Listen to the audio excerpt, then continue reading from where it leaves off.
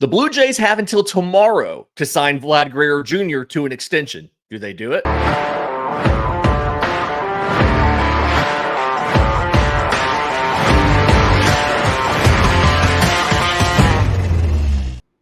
Yes, welcome on in to First Pitch for Monday, February 17th. Your source of news, notes, and updates on Major League Baseball. I'm your host, Lindsay Crosby. You can follow me on Twitter at Crosby Baseball. He's Troy Brock, Troy B Baseball on Twitter himself. You can also find the show, firstpitchpodcast.com is the best place to go out and get it. And Troy, I want to continue our division previews. We're on the AL West. I want to talk about the Los Angeles Angels. I want to talk about some of the prominent injuries we've already seen in spring training and injury updates. I want to talk about the Dodgers rotation plans, which are weird. But first, Vlad Guerrero Jr. has set a deadline of tomorrow to get his extension done. If no deal is agreed to, he said he will end negotiations and he will be filing for free agency after the World Series. We just saw Juan Soto show up to Mets camp with a massive contract. Do we think we watch Vlad Guerrero Jr. ink a deal in the next 24 hours? Or is this the final guaranteed season he'll be in Toronto? Yeah, I think this is the final guaranteed season he's going to be in Toronto. And of course, we have seen times in the past where players have said, oh, I'm going to negotiate up until this date, and then I'm done, and I'm going to file for free agency after the season. And then they've still agreed to an extension later on after that date before filing for free agency. Yeah. Or an extension of the deadline before they'll stop negotiating too, right? Right, yeah. But I don't think that's going to be the case with Vlad Guerrero Jr. and the Toronto Blue Jays. Honestly, I think he's been secretly counting down the days until he can get out of Toronto and get to a team south of the border and closer to much closer to World Series contention than the Blue Jays. And I think that we're going to see him enter free agency at the end of this year and find a different home. Yeah, Vlad Guerrero is in those things, obviously. One of the best first basemen in baseball, won the 2023 Home Run Derby, just 25. He's made the last 4 All-Star games, hit 323 with an OPS in the 900s last season, 30 homers in 159 games, has played some third base as well. There was talk that he may go play some third base with Pete Alonso at first if they were able to bring Pete in. And he's making $28.5 million this year in the final year of his deal. I've seen like some predictions that he could make as much as like $600 million in his next deal simply because he's so young. You know, it's that Juan Soto situation again. He's not on the same caliber as Juan Soto, but he's right there. It's not like he's really far behind. He does play a less premium defensive position in first base. He can play a little bit of third. He came up as a third baseman. But it's a situation where it feels like the Blue Jays, if they wanted to, could get this done. Like they offered $700 million to Shohei. He chose the Dodgers. They offered $700 million to Juan Soto. He chose the Mets. Like, why would you not just turn around and offer, maybe not that full amount, but offer $600 million of that on a 14-year deal to Vlad Guerrero to lock him up, unless they're just worried about what it's going to look like on the back end of that contract, kind of given, I guess, the physical frame that he has and some of what happened with his dad a little bit later in his career. Is that the reason, or is this just them drawing some sort of line in the sand?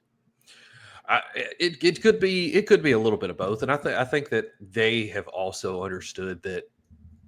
But it's not very often that superstars go to Toronto for multiple different reasons. It's cold up there, it snows a lot, and it's a different country than than 29 other Major League Baseball teams, and so it's just there's a whole lot of reasons why superstars choose not to go to Toronto. And Vladimir Guerrero Jr. is certainly a superstar, and he signed with them as an international free agent, or was he drafted? I believe he was an international free agent. Okay. So yeah, he signed with them as an international free agent, and I honestly believe that he has been counting down his service time until he can enter free agency, and I think that the Blue Jays also understand that, and that's why I don't think that they've really gone to give him that offer, because even though that some experts have suggested he'll get $600 million, I think that instead of a hometown discount, I wouldn't be surprised if he charged the Blue Jays more to stay up there in Toronto, just because of, again, all the things I said earlier. And while they've made the postseason a handful of times over the past 20 years, they've never really been legitimate World Series contenders in that time. And so there's a lot of different factors that play into it, but it's just, Vladimir Guerrero Jr. is a superstar, and he's going to be paid like one, and it's just not going to be the Blue Jays that do it. Yeah. So with the reports, so the supposed reports that he's given them a number, and if they meet it, he'll sign. It's your belief that that number's just even higher than he's probably willing to take from somebody else. I would also imagine too that seeing what Juan Soto just did, I guess in 2 straight off seasons, what Ohtani and then Soto just did has kind of probably reset a lot of expectations for the very top of the market. Because you have to think, if Juan Soto can get $700+ million on a 15-year, locked up until he's 40 for being a young guy like he is, Vlad probably has to be thinking, if that original number I had given them was 450 or 500, that's probably higher now. So I do think that probably threw a late wrench in the negotiations. He saw how they tried to get Soto. He saw how they tried to get Ohtani. And I can imagine a scenario where he's like, hey, I think I'm every bit the player that those guys are. Ohtani's separate, obviously, but I think I'm every bit the player that Juan Soto is offensively, and have the capability to be close to that defensively, because I'm better at my position than he is at his. And so I want that kind of money too. I can see that scenario happening. So really interesting to kind of see what's going to happen with that. But speaking of Ohtani and the Dodgers, some interesting news out of Dodgers camp. The Athletics Dodgers writer Fabian Ardaya had some news that Andrew Friedman, president of the team, expects them to go with a traditional 5-man rotation until Shohei Ohtani returns. And then they would go to a 6-man rotation. The plan, the tentative time frame for now is for Ohtani to be face batters, live at bats, by the time the team is prepared to leave for Japan for that opening series. So right now, if you're having to pick 5 starters for the Dodgers, who are they? Yeah, I mean, it's Blake Snell, Yoshinobu Yamamoto, Tyler Glasnow, Roki Sasaki, and is it Dustin May? Is it Tony Gonsolin? Is it Michael Grove? Is it somehow like a Bobby Miller coming back? It just, other young guys, Landon Knack, Nick Frasso. And then assuming they're all healthy, which is not a safe assumption, when Clayton Kershaw's back, who gets bumped then? Yeah. It's wild, man. And they're going to be using a lot of their bullets for their top arms who are very injury prone early in the season, if they are in fact going with this 5-man rotation, and they're going to be putting a lot of pressure on those arms, and it's going to heighten that chance that they're going to get injured early or in the middle of the season, but not have them for the postseason. It is a very odd decision, because Atlanta did the opposite of this, right? They started off with the 6-man rotation because they knew that Chris Sale was finally healthy, but he didn't have a huge work. It was like 150 innings over the last 3 years combined. They knew that Ronaldo Lopez was converting from relief to starting. So he had been at 60-something innings all year. And so they were building in extra rest early. And then down the stretch, when they were obviously behind your Phillies in the division, but they were still fighting for a wild card, that's when Atlanta shifted and went to a 5-man rotation, started taking out the extra rest. And we saw Ronaldo Lopez have 2 separate IL stints, shoulder and elbow inflammation. He ultimately came back for both of them, but 2 separate IL stints. We saw Chris Sale with the back spasms and ended up being unavailable for the wild card round. If Atlanta had advanced, we found out from Alex Anthopoulos that they would have stayed out there and had to play the Dodgers for 2 games in LA. And when they returned home for game 3 of the divisional round, Chris Sale would have started game 3 at home in Atlanta. but it kind of feels like to your point, Sasaki's coming over for his first experience of Major League Baseball. Yamamoto's coming off of injury. Glasnow's coming off of injury. Gonsolin's coming back from Tommy John. You're going to give them higher workloads early and then back them off later. It feels backwards of how that should work. If you have Dustin May and you have Tony Gonsolin, and the expectation is that both of them make the roster, Gonsolin does technically have an option. You don't have to.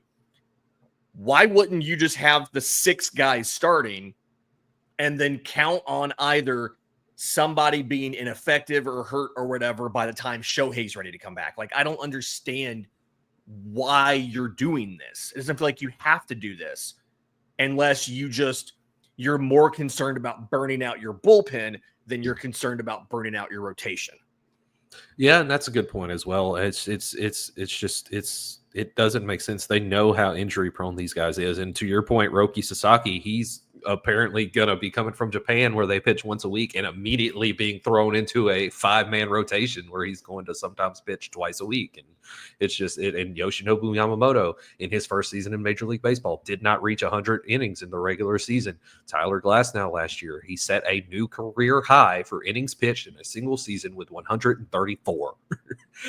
And that is atrocious for a starting pitcher. Blake Snell, twice in his career, has qualified for the ERA title. Now, in his defense, he has won the Cy Young both times he has qualified for the ERA title, but he's only done it twice. And I'm big on Tony Gonsolin. I also like Dustin May a lot, but I agree with you. I think that they should both be at the back end of the rotation at the 5 and 6 slot. And because, again, the 3 of their 4 in their of the 3 of their top 4 in their rotation have shown to be injury prone. Yoshinobu Yamamoto, he's only been hurt in 1 season, but the 2 of them have definitely injury prone, and 1 is not used to a Major League Baseball workload, and so it's just it doesn't make any sense. And they loaded up the bullpen for the reason of, hey, our rotation they're kind of fragile, so let's load up on the bullpen so we don't have to overwork them. And now they're doing the opposite of that. So it's just it's crazy, but they are the reigning, defending, undisputed World Series champions, so we can't really question too much, I guess. Is it possible that this is just an adjustment to the schedule? Okay, so they fly to LA. I'm sorry, they fly to Japan. Their last game in spring is the 11th of March. They have exhibition games on Saturday, right, against 2 local teams. And then they play the next week on Tuesday and Wednesday against the Cubs. 3:10 Pacific, by the way. Shout out Dodgers fans. They get 3 days off to travel, and then they play on Sunday in Dodger Stadium. And from that point, they play 3 games. They have an off day. They play 3 games. They have an off day. On a Sunday, they get a Sunday off in March. Wow. And then they get every Thursday off in April, plus another off day of a Monday. Is it possible that they're looking at, hey, we'll play 6 games and then get an off day every single week, and some of these will play 3 games, get an off day, and then play 2 games and get an off day? Is it possible they're looking at that and saying, hey, with this bullpen we have, if everything goes according to plan, we can just make that 6th game a bullpen or a long relief or a spot start game, and not necessarily, and we don't technically have a 6-man rotation, but in reality we have a 6-man rotation because we're gonna try to not use whatever long man's in the pen, a Dustin May, a Tony Gonsolin, whoever, and throw him in that 6th day if the bullpen didn't get burned in the previous couple games. Could this maybe just be a schedule thing? I don't know.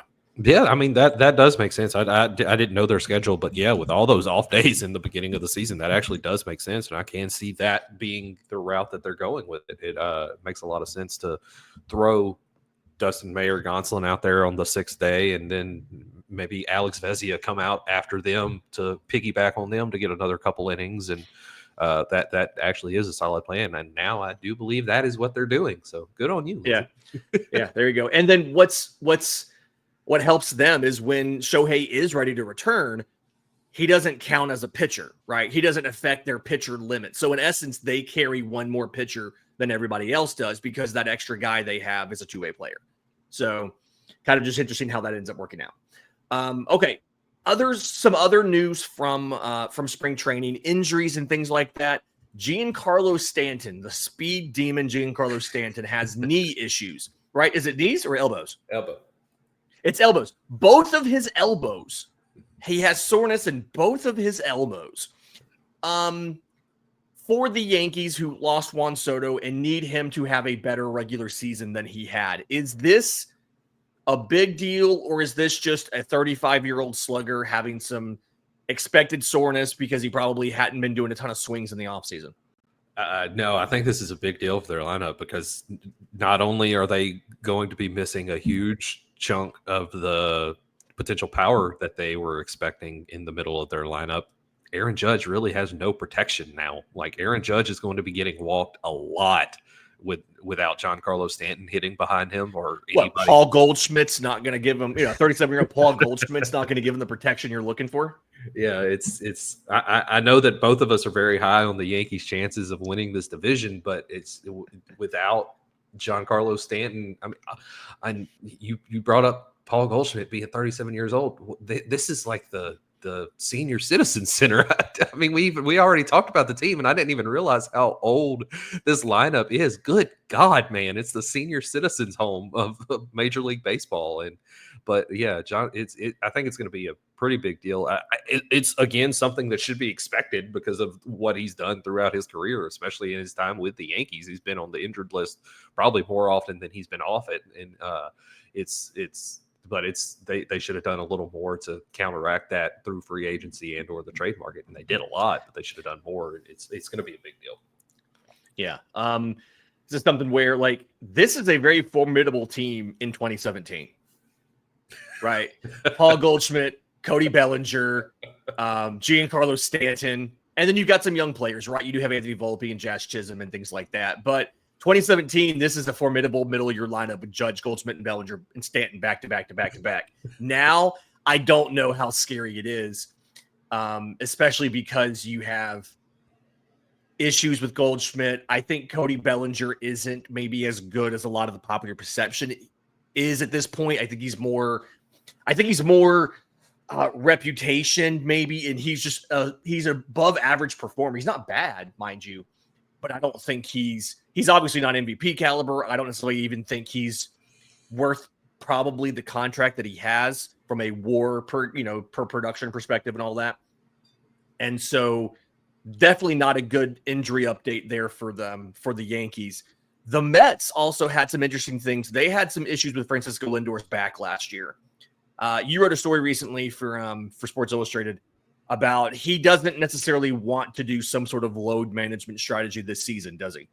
Yeah, no, he was asked about that yesterday in the press conference earlier before Francisco Lindor was asked about it. The press talked to Carlos Mendoza, and Mendoza said he's going to get with Lindor and maybe look into setting up some kind of load management thing early in the season because it sounds like he's not all the way back to 100% yet from that injury. And then they asked Francisco Lindor about it, and he said that he likes the way that Major League Baseball builds off days into the schedule. So he's kind of against the load management thing, which I admire. I'm not big on Francisco Lindor. I think I've made that pretty clear over the few months of this podcast, but I do respect that he said that, especially when you have guys like Anthony Rendon who refuse to show up to work because they got a little tummy ache and whatnot. But yeah, I admire that a lot from Lindor, and he said he doesn't have a goal to play 162 games this year, and he was on pace to play all 162. He would have been one of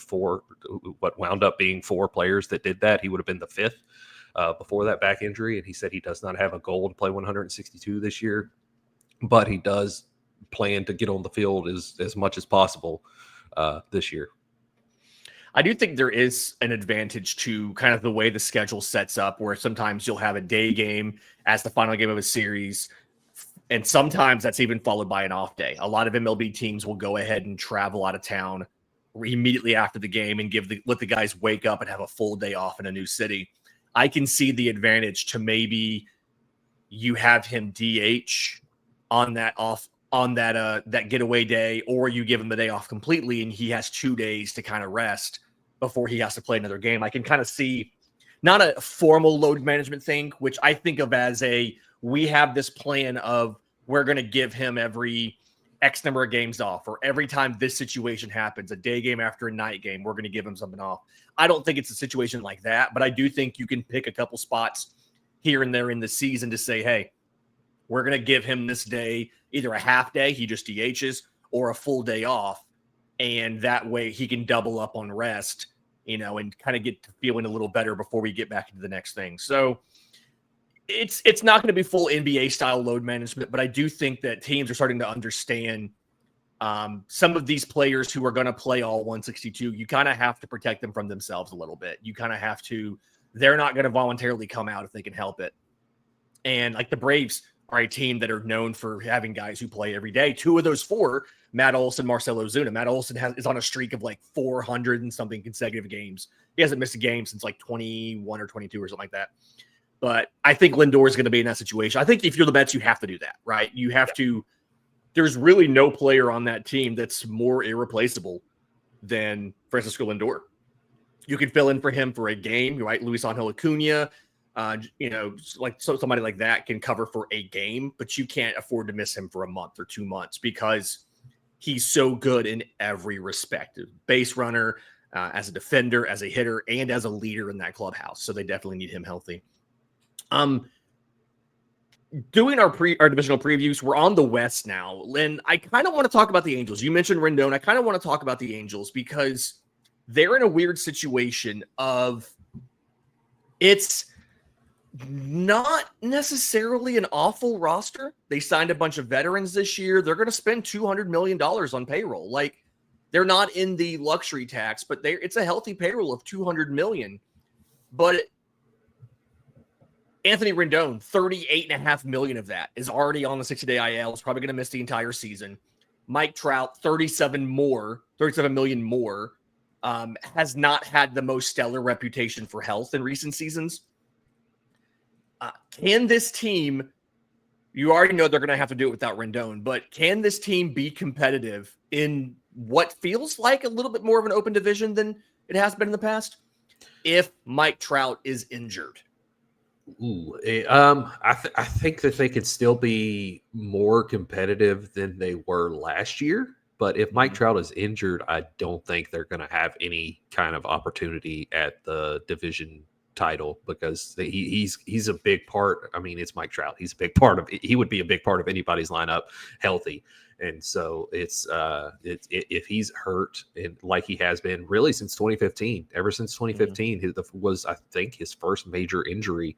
I don't remember before that, but my wife and I were going to Houston to see the Angels play to specifically see Mike Trout, and he got hurt the week before that and missed a bunch of time. But so since 2015, he's really had a lengthy history of injuries, and so if he's hurt, I don't think they're going to have a shot at the division. Okay.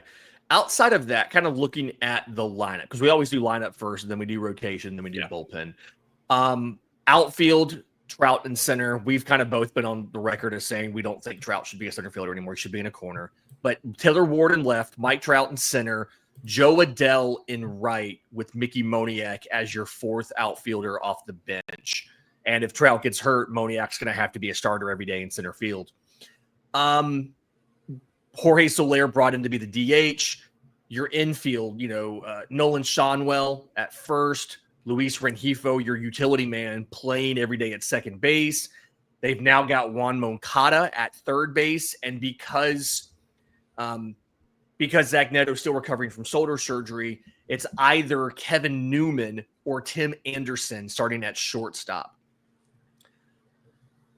This feels like you're counting too much on fringe talents like a Moncada, Adele, Anderson, or Newman to give you even competence to be competitive, right? Like you need to get Neto back. You need to, obviously you're not going to get Rendon back, but you need to figure out something at third base that's not Juan Moncada. And then you need Adele to figure it out and right, don't you? Oh yeah, 100%. Adele has shown flashes before that he has what it takes. He just has to put it together consistently, and he has yet to do that so far. I do like Tim Anderson playing for Ron Washington. I think that is kind of a good fit there, and I think that Tim Anderson can find some more of that very high BABIP success that he had in the past. I think he can kind of get back to that with Ron Washington. But yeah, it's a lot of people whose names you've heard of, but it's not really because they're great. It's because they've done. 2017 loves this team.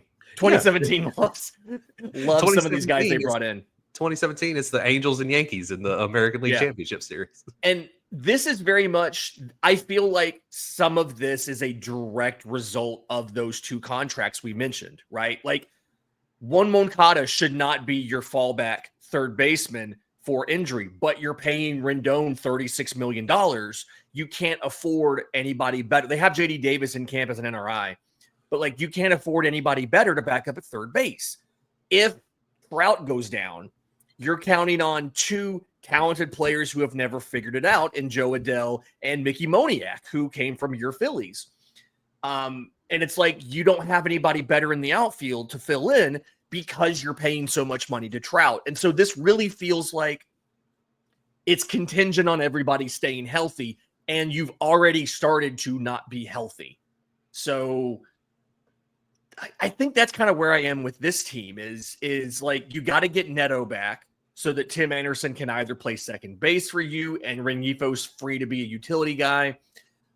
You move Rengifo to third instead of Moncada. You're counting on a lot of guys either getting back to form or figuring it out when they haven't really done it so far in their careers. The rotation, though, they did sign Yusei Kikuchi and Kyle Hendricks to come in and reinforce the rotation. So it'll be Kikuchi, Jose Soriano, Tyler Anderson, Kyle Hendricks, Reed Detmers. Thoughts on the rotation? Because I'm going to be honest, I don't hate it. I don't necessarily know if Kyle Hendricks is an MLB starter caliber guy at this point in time. Both him and Detmers had ERAs over 5.5 last year. But I don't hate it, but I don't love it once you get past the top 2 or 3. Yeah, and just a reminder for those listening at home, we actually broke the Yusei Kikuchi trade on the show. But, it happened while we were recording. That's right. That's right. But no, I mean, yeah, the top half of the rotation is good. I think Reed Detmers is still young enough; he could take a step forward. I think that kind of midway through the season, we're going to see that 4 and 5 flip where Kyle Hendricks is filling in at the 5th spot in the rotation and Reed Detmers is up to the 4th spot. But it's definitely not the worst rotation in Major League Baseball. I like Yusei Kikuchi at the top, especially if he can repeat what he did with the Astros after the trade deadline. But it's not the best. It's one of the worst in the division. So. I mean, and this division has some pretty good pitching staff, Seattle and Houston and all of that. They've got a lot of depth as far as on the 40-man roster. There's another 6 or 7 starters. Caden Dana, Sam Odaguirre, Chase Silseth, Jack Kachanowicz, Sam Bachman, Victor Medeiros. Like, they have a lot of options. And that's good because a lot of these guys don't necessarily have a history of being deep starters. Only 2 guys qualified for the ERA title in Kikuchi and Anderson. That's kind of the average in MLB now, right? But your number 2, Soriano, gave you just 113 innings. Hendricks only pitched 130. I think some of that was the Cubs moved him to relief. Detmers was up for like 80-something innings, although he did have more in the minors. It's kind of top heavy with your top 3. And even then, I don't necessarily love the 3 of them when you match them up against somebody else. This is 1 through 3 in a postseason series. The bullpen, though, they brought in Kenley Jansen to kind of sit in front of Ben Joyce, give Ben Joyce a chance to set up and be a backup closer. I do like that 1-2 punch of Jansen as he tries to get to a saves milestone, and then the young flamethrower Ben Joyce. But outside of that, it's just a bunch of, 0.2 WAR, maybe 0.3 WAR guys that aren't really difference makers. And I think they need someone from this group to step up. Oh yeah, absolutely. It's not a very deep bullpen outside of Ben Joyce and Kenley Jansen. I mean, Ryan Zephyrhan had a good year in 2024, but I mean, That's a fun name to say, Zephyr right? Hahn. But it was only in 17 innings, so we that's a very small sample size. So we've still yet to see if he can do that over a full season. But if he can, that'd be a big help because, again, it's Kenley Jansen, Ben Joyce, and the boys. So yeah, Hans Krautz was promising. They got him from Philly.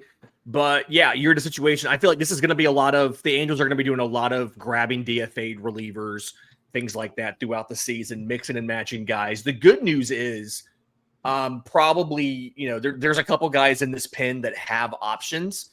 The problem is they're all guys we mentioned as being above average. Joyce, Zephyr Hahn, Kraus. So you may see some guys end up getting DFA'd or something like that. They also have a Rule 5 pick, Garrett McDaniels. Easiest way to stash a Rule 5 pick. At some point in time, they're going to get Robert Stevenson back. He had Tommy John last April. Relievers are usually closer to the front end of that return timeline, so they'll get him back some point in time, probably by the midpoint of the year. But I like this roster enough to be competitive as long as nothing goes wrong. But things have already started to go wrong, and so that's my concern here with the Angels. Final prediction for where they finish in the American League West, 1 through 5 at the end of the year. Go. Only because things have already started to go wrong, I'm going to say 5th. I think they're going to have a better record than last year, but I think they're going to finish 5th. I think I'm also 5th here, and it's just like you said, it's better record than last year, but it's just they've already started to lose guys, and they lost one of the 2 big money guys. And not that Rendon's done anything for them recently, but they were 63 and 99 last year, 25 and a half games back of the Astros in the division.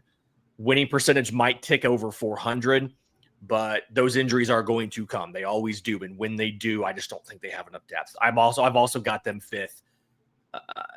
I wish it wasn't the case, right? Perry Manassian will spend money, which a lot of MLB teams won't do that. He's just not very efficient or smart with how he spends his money. So it's one of those, I feel like he's the guy that 6 other owners point to when they justify the fact that they're not spending money. Well, the Angels do it and they're not any good. And it's like, yeah, well, they have a chance to be good. Nobody's out here saying the Pirates are going to be competitive in the Central because they're not spending money. But we're over here saying the Angels could be competitive until things start going wrong. So there you go. The Pirates did. We want to know what you think about this. I'm on Twitter at Crosby Baseball. Troy B Baseball. If you're watching on YouTube, leave a comment down below. And in the meantime, subscribe to the channel, hit the notification bell so you know when we drop the next episode. Until next time, this has been First Pitch.